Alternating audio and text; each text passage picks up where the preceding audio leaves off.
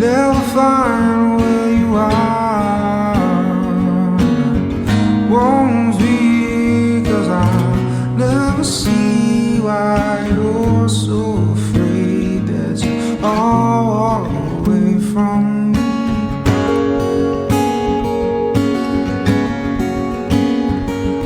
You're so afraid that you are away from me.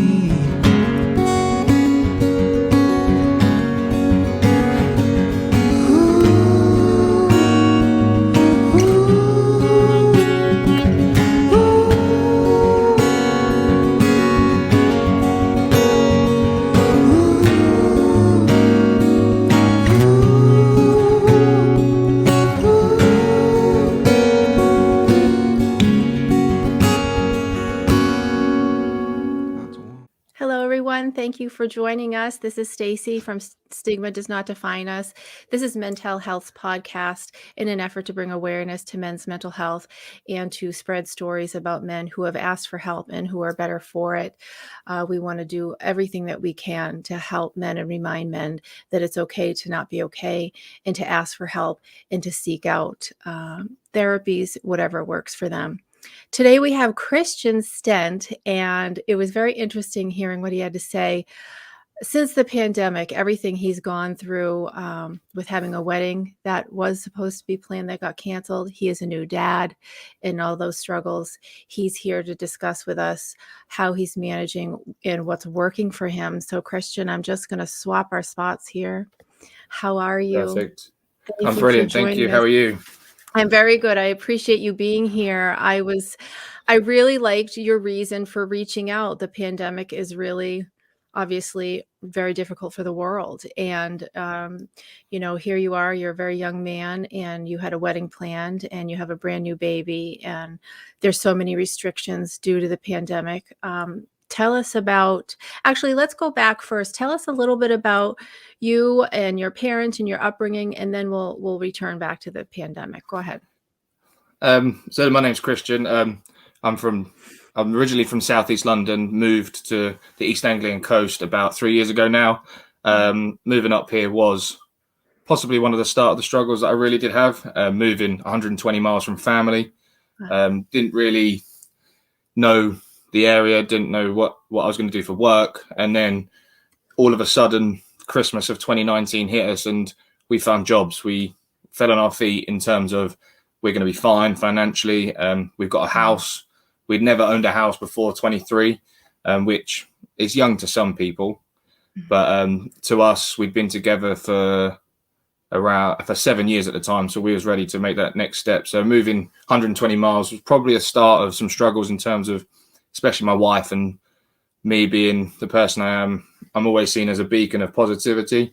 Mm-hmm. No one looks at me as the person that struggles in silence. I'm always that person who's got a smile on their face and can hopefully bring some happiness to the room. So, right. 3 years ago, moved up here. And then back now to the pandemic, I've been working non-stop since our Prime Minister Boris made that announcement just over 2 years ago now, really, that we're going to be living in restrictions, and I didn't stop working. So I think that didn't help either.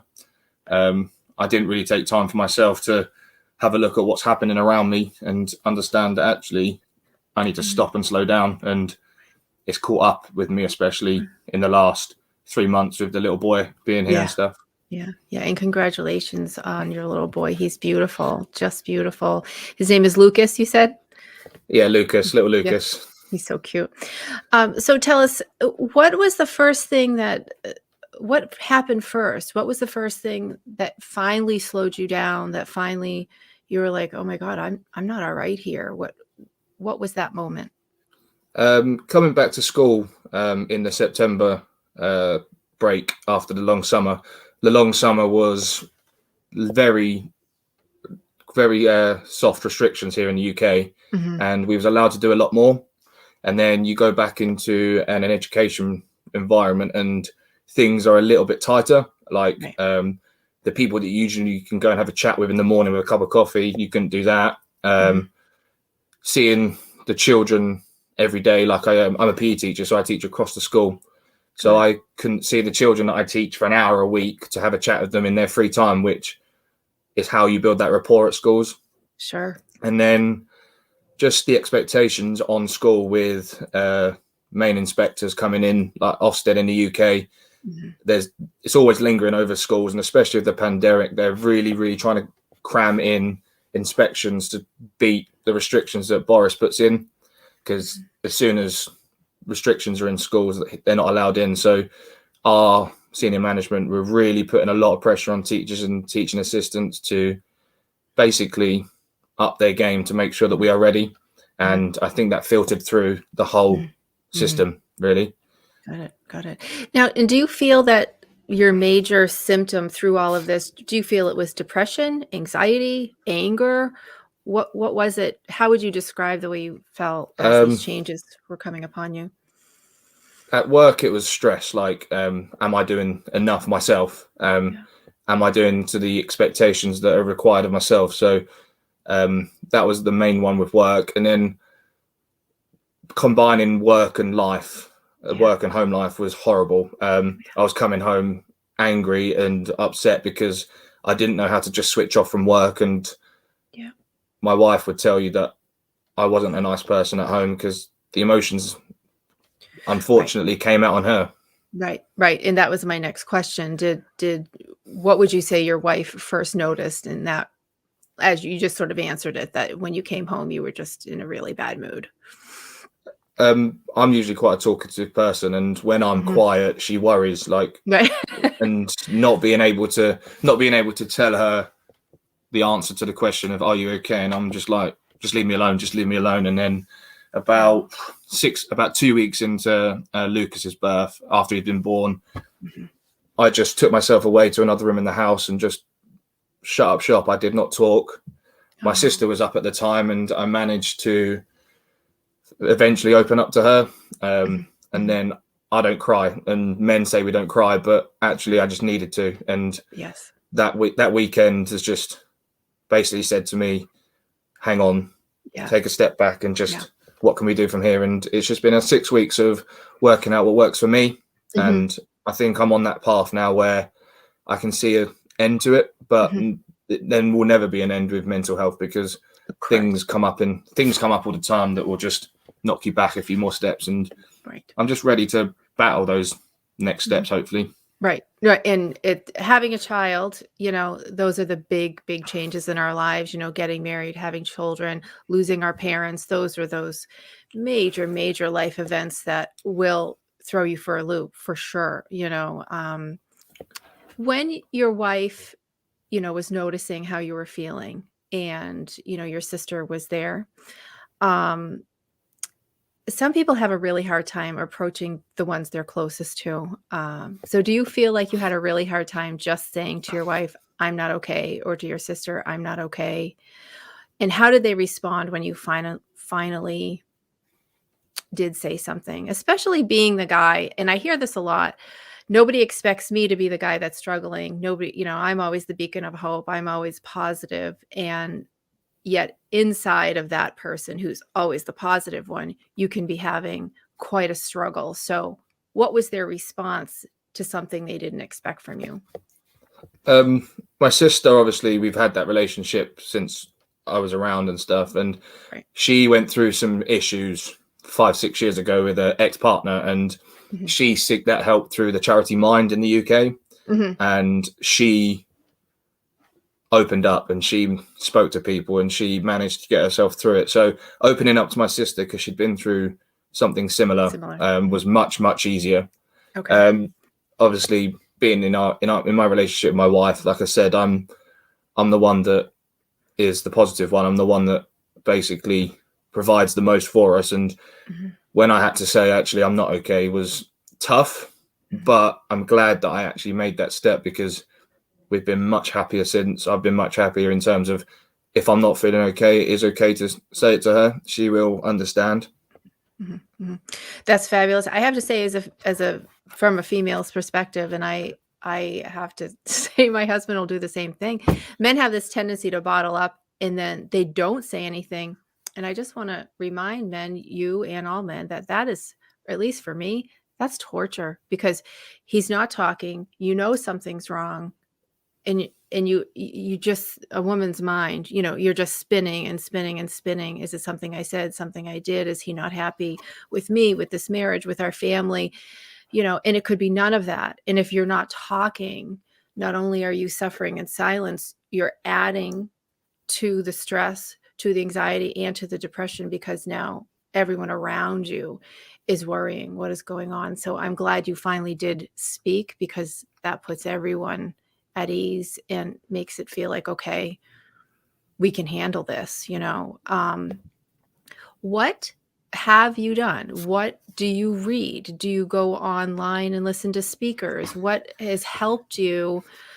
How have you reached out? What resources are you using to help you feel better? My biggest one is being comfortable enough to talk to people that aren't in the family. So I work in a really good environment where there are people that are trained in mental health first aid and manage the children through their own issues at school. So it's quite nice to just go and speak to someone that isn't someone I see at home all the time. It's someone that I can have that trust in to continue to talk. And then my biggest thing is the gym. I really took a lot of time to spend some time on myself. The hour or two that I spend at the gym is my time, and it's where your demons that you've got inside come out through that physical activity. And my biggest thing was, I'm going to give myself a goal in the gym and keep my focus on that. And it has been, and I'm down 12 kilos in the last year. So yes, I saw that before and after. If that's something small that I can focus on, then it kind of takes away the focus on other things. But the gym has been a massive, massive focus, and that's where it will stay for as long as I can keep that going. That's good. That's good. And I saw your before and after picture. You look dynamite. You can really see the difference on your Instagram page. You look fabulous. And it's so important having that physical outlet. It also increases the endorphins and things like that. That's all going to make you feel better. And for so many men, the gym is so important. Also, though, the gym can be an intimidating place. In the gym, do you feel comfortable there? Do you feel like, some gyms are, all these muscle heads, but do you feel like there's regular folks there, with regular goals? Or I'm quite lucky in terms of where I live. It's a quiet part of the UK. Okay. I'm not in a major city, and it's never inundated with people. It's always probably a handful of people at a time. So you go there and you can just get on with yourself. You just focus on yourself, and no one really judges you where I live. But where I used to live, I've been gymming since I was 16, and you were lucky to even get on some of the equipment. So it was a bit more intimidating then, because 16, 17, your body is still growing, and you go there and you've got these men that can lift high kilogram weights, and you're just learning. But now that I'm at the age where I'm lifting the heavier weights, I don't find it so intimidating. Like, it is my place to go and just be me. So I don't see it more of an intimidating place like when I was 16, but more of this is my place to just get away and recharge and go again. I think the other thing about the gym, we do so much thinking in the past, we do so much worrying about the future, and being in the gym and having a physical activity brings you into the now, because if you think about it, now is all we really have, and we're wasting our now with what we regret. You know what I'm saying? Yeah. We're not enjoying our now with what we're worried about. And I think that physical activity just brings you into the moment, and you can let all the worry, all the regret go, and just enjoy what you're doing, feeling good. And I'm assuming, obviously, by the time you leave the gym, you must feel pumped up and be like, you get that deep breath and you're ready to go home and those those personal best goals are always the sessions that I really have that feeling. Like when I've known that I've beaten something, even by a kilogram or two, it's just that buzz that you can just take away, and that mood puts you in a good mood to take home and just relax and enjoy yourself. So personal best are what I've really focused on. So what kind of goals besides the gym? Do you have any other personal goals? The smallest little thing, anything that makes you feel like, okay, I have accomplished this, and now I can go to that next thing. So thinking back to, like, with me, because of my job, physical activity is a big part of my life, playing sports since I was younger. And I thought, with the pandemic, with gyms closing, what could I have as a goal daily? Just going through all the time. And it was a 10,000 step a day challenge to myself. Nice. And now that I've managed that consistently, it's now 12, 15, 17, 20,000, depending on what I'm doing in the day. I give myself a number in my head, and just the introduction of fitness technology like a watch is just giving me that focus of, okay, then I haven't done enough steps today. I'll go for a walk this evening and just beat that challenge every day. And it happened to end up being a work thing when through the pandemic. So for all of the staff at home, I set up a walk to Tokyo for the Olympics. Oh, wow. And across the staff, our challenge was each day to try and do as many steps as we can. And I just transferred it into miles, and we tried to get to Tokyo in a 12-week half term, and we managed about 100 miles short of Tokyo. So yeah, so something just walking, like that's a small goal that I just set myself every day, just to make sure that I'm doing something right for myself mentally and physically. I love it. That's fabulous. I wanted to ask you questions about your parents for a little bit. So, I mean, I'm assuming they know you as, this positive guy. Did you speak to them about the struggle you've been having for these several months? Do they know? They're in the darkness at the moment about it. Okay. They're quite hard people to even talk about day-to-day stuff that I struggle with. Okay. So when something comes up like this, I'm not ready yet. With them, I'm not ready yet. So at the end of the day, they will know eventually that I have struggled, but I want to be in a better frame of mind myself, right, for them to understand what I did go through and what I'm going through currently. Right. And it's hard because there are those generational differences, and, they grew up, I'm sure, the time that they grew up, you just grin and bear with it. You know what I mean? You stuff it down. You don't really talk about it. And if you have parents that do that, it makes them a little less approachable. You know what I mean? To say, hey, this is what I'm going through, because sometimes what they might come back with is not helpful, No. So you have to, I think you're very smart. You do that when you're ready, when you feel better, and be like, hey, this is what's going on. So tell me about your wife a little bit. I mean, I have one child, and postpartum is extremely difficult. How is she doing? How is she feeling? She, through our health visitor, she's on depression counseling through the effects of the birth. It was a went into a labor on a Friday, give birth on the Monday. Okay. Oh, boy. So just under 4 days. Eventually, it was 56 hours in total from that first sign to Lucas being here. It wasn't the best weekend, but it ended up being the best weekend in my eyes, because we had our little boy at the end of it.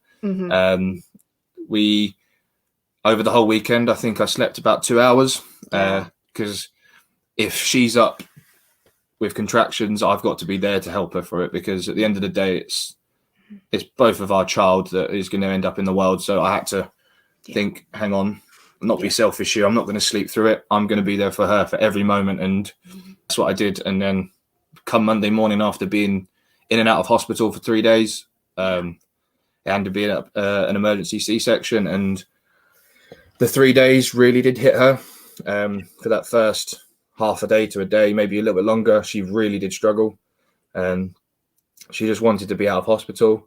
I couldn't go in because of restrictions, so I had to be in there for 2 hours at a time. Then I had to leave. Luckily, FaceTime and phone calls are amazing. Just keeping in touch with her, just trying to keep her calm. And Lucas coming into the world of the birth that Rosie went through, he is perfect. He just came out calm, gave Rosie no stress, and just allowed her to be the mum and just rest for a couple of weeks. So we just stayed at her parents for the first 2 weeks, and she was like, I don't know what I'm doing. I just don't know what to do. Those kind of comments that you hear a lot of. But she, in the last 8 weeks, has been unreal. She has been the best mum that I've known. Yeah. And he just responds so well to her, in terms of, she understands what each cry means, and I'm still learning those things. He understands that if he doesn't eat, she knows what he's going through. And it's just, with Lucas, it's just been amazing. She is. We've said that we want to tick off boxes as couples, and this is the icing on the cake. This is so.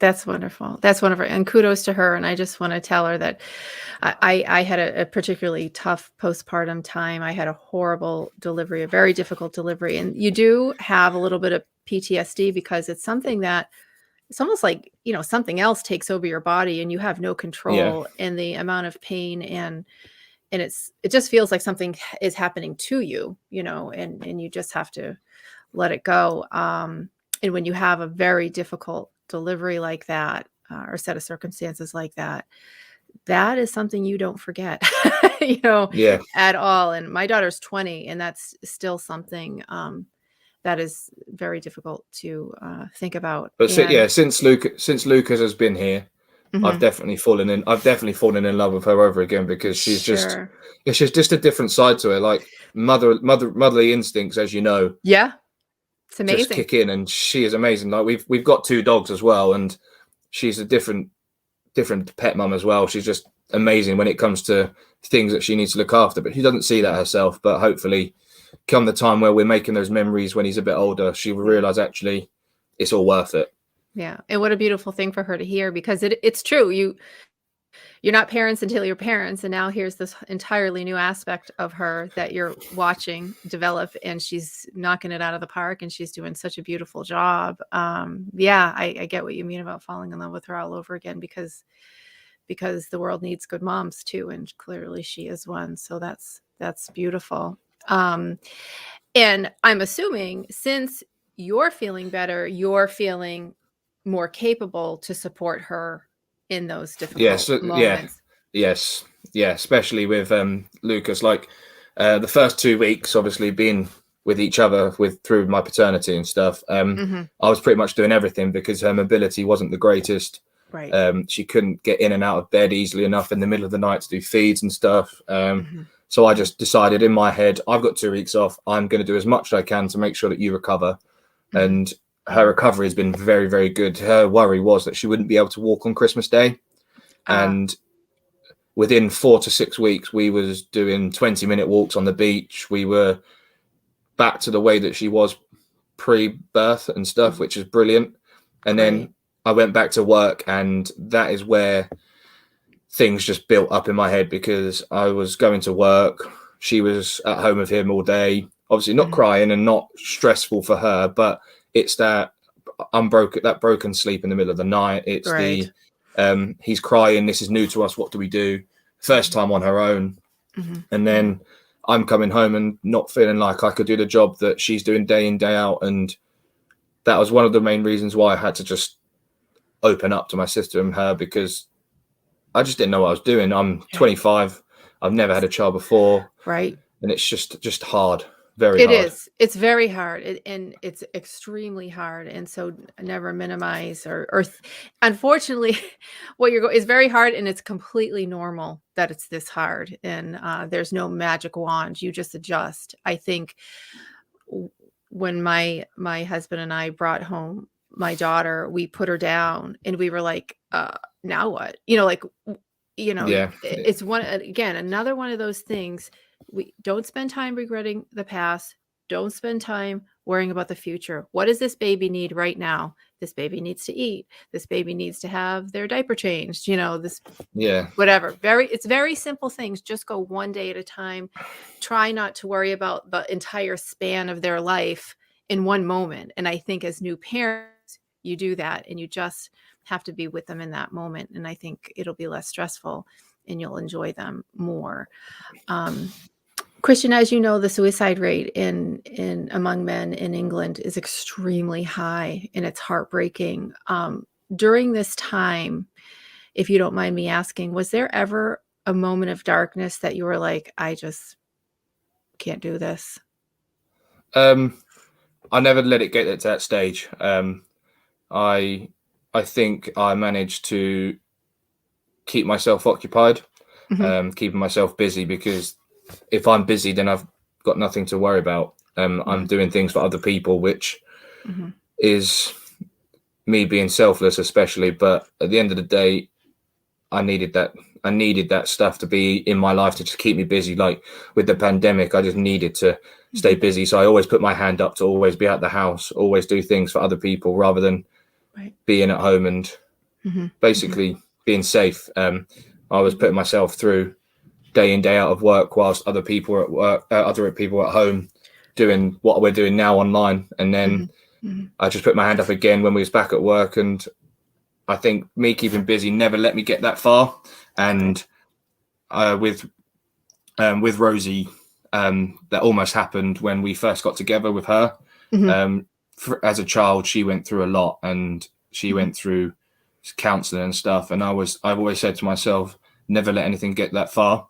Right. And when we was first together at 15 and 16, and me finding out about what she'd been through, and her ringing up to me and saying I can't do it anymore, I had to be that person that she spoke to. And when it's my own experience, I just thought I can't let it get that far. So I just let things go by rather than facing them head on.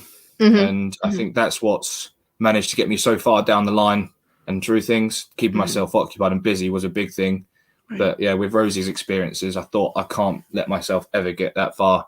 And I think I've done quite well in terms of everything that has just added up to get to where I am today.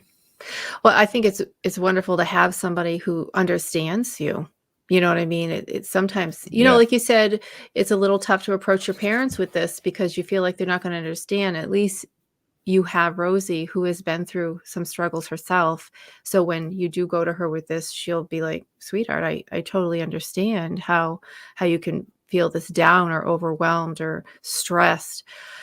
When Rosie was a young person, whatever it was she went through that caused this dark moment for her, would she answer this question? What did she do to make herself better? Did she seek, I don't know if it's okay for you to answer this question on her behalf, but, what did she do? Either therapy, books, meditation? She went through CAMS, which is the Child Adolescent Health or Mental Health Institution, I think. And she had regular counselling. Okay. And they diagnosed her with anxiety and stress. Okay. And it led to other things like IBS. It was all because of a situation when she was younger. She was approached at a bus stop by a group of boys. And that's as far as I'm going to go in terms of what happened. But from that situation, she just had to find help. And when we first got together, she's completely the opposite now of what she used to be like. She used to be tiny, diddy, wouldn't eat in front of people. She wasn't as confident, but then growing up, she was always the lead singer in bands and musicals at school. And her on a stage singing to her off the stage, you wouldn't know it was the same person. And growing up, I think she went through a lot with family and stuff and relationships, really hard to build relationships with people. But then now she's a completely different character, and it's for the better, I think. Yeah. Well, when trust is violated, you know what I'm saying? Or if you have an event that generally destroys your faith in humanity, relationships moving forward are extremely difficult. When you've been the victim of something, everyone else after that is sort of guilty until proven innocent, and so I can see why she's, relationships might have been hard there. Do you have any favorite books or authors that you've read in these past few months? Mine is, I'm into the strongman world, like the World's Strongest Man, Europe's Strongest Man, and I just read books. I just follow a lot of them in terms of their social media, their books. One of my biggest idols is Eddie Hall. Okay. I read his books over the pandemic, just how he grew up and his struggles that he went through from, in fact, being a professional swimmer to the man he is now in terms of the face of strongman and building up to fight the mountain. So I follow him. And then also Tom Stoltman. He is now the World's Strongest Man. And he grew up with autism and you wouldn't know. And oh, wow. He went to the Arnold Festival in the UK this year, and he sat down with a Q&A for an hour just about autism and what he had to go through to get to where he is. And I look at them and I'm just like, actually, what I'm going through is small compared to that. Mhm. They're having to fight the battles every day just to be the best at what they do. Yeah. So I thought, hang on, Hang on. to be the best I can be is just small things at home. Yeah. And hopefully the smaller things I do will add up to a big picture. And Lucas is that big picture now. And that's my focus going forward. Yeah. No, it's so important to have perspective. There's no doubt about it. When some of those stories are so inspirational, and the obstacles that people have overcome are stunning sometimes. And then you go, oh, I'm just a regular person going through regular stuff. That's completely normal to do that. Having said that, at the same time, I don't want you or anyone to minimize what your struggle is day to day, even if it's not this thing that's in the movies or on stage or any of those things. You know what I'm saying? You never want to minimize what your struggle is because somebody else's struggle or obstacle might have been bigger. Your obstacle is yours. It's your challenge. And don't make it smaller, I guess, is my point. You know what I mean? You don't want to invalidate what you're going through because, and it's an oversaid quote, but you can't pour from an empty cup. And if you have this beautiful baby boy to take care of, your wife to support, your work, if you're not emotionally, mentally feeling well and taking care of that, you can't then take care of those around you. So, exactly. And you strike me as a guy that is probably taking care of everybody else first before you're checking in on yourself. Yeah. So what are you doing now? What do you think you do now to make sure you're not pouring from an empty cup, that you are taking care of you so that you can take care of those who need you? Just taking a moment for myself each day. Christmas this year was a bit different because Rosie actually tested positive on the 20th. So Christmas was cancelled in our household. So I happened to be at home with Lucas and stuff. So just taking an hour to do something for me. So whether that be just sitting with headphones on and doing what I do on my phone, just watching things, catching up on sport. Sport is a big factor in my life. Just taking that time for me in the house, playing games. When I was younger, I didn't grow up with much chance to play on consoles and stuff. So just having that time for me, whether it's watching videos, playing on the console, just having me time is a big thing at the moment. And then going into 2022, it's going to be spending time with the family, because family is important to me, making sure that we make those memories and just being positive again, because that's when I feel the best, is when I'm basically making people around me happy. But at the end of the day, if things do hit me head on, I now know how to manage, and I know that I'm okay to talk. So, all those things you mentioned, it's almost like meditation, that downtime for your head, for your brain, to shut your brain off and just be focusing on these things that help you relax. It's like a form of meditation almost. So I'm glad to see that you're doing that. Christian, as we close, I always like to have our guest say the one thing that they would want to say to somebody who's feeling like you're feeling right now, or struggling the way you're struggling, or in that dark place, or overwhelmed, or whatever, anxiety, depression. What would you have to say to somebody who's really struggling? I'm someone that lives by a phrase at the moment, which is refuse to quit. And refuse to quit to me means that you don't quit trying to meet a goal. If struggles are there, don't let it beat you down. Just keep going. And then those small little things that you do over a long period of time will add up to the big picture. And these last 2 years, I've got there. I'm now there with a little boy. I'm as happy as I can be with him. And just refuse to quit. That's my, and I've got a hoodie now that has it on the back for Christmas. So I'll be wearing that with pride when I get back to work, because people will see that actually I'm refusing to quit. So I'll say that is my motto now, is refuse to quit. Refuse to quit. I love that. I'm going to add that to your information page, and you're going to have to send me a picture of you in that hoodie. Yes, I will. I'll make sure that you get a picture of me wearing it. It is this company in the UK up in Scotland has got this brand called Bed Fitness, and if you can tag him on it, that'd be brilliant. But he has this clothing range that it just has these quotes on it that you just think, actually, mental health isn't silly. It is a big issue, and we've got to focus about it here and now. But yeah, so when we finish here, I'd have a look at it if I was you. They are really inspirational, some of the quotes, and refuse to quit sums me up perfectly. I love it. That's perfect. And yes, I do want that information. I'll look it up. Christian, I do appreciate your time. I wish you all the best, you and Rosie and your beautiful little boy. And you just keep doing what you're doing. You're self-aware. Just being self-aware is, 80% of the battle, and understanding when you need to take that downtime, you're doing it so that you can be there for those you love. So thank you again for joining us. And anytime you want to come back, if you have more to tell us, or if you know somebody who would be willing to share their story, we want to hear from them. So we'd ask that you'd send them our way. Perfect. Will do. Okay. Well, thank you so much. You have a good rest of your day. See you later. Have a happy new year to you. Happy New Year. Thanks so much. Bye. Bye-bye.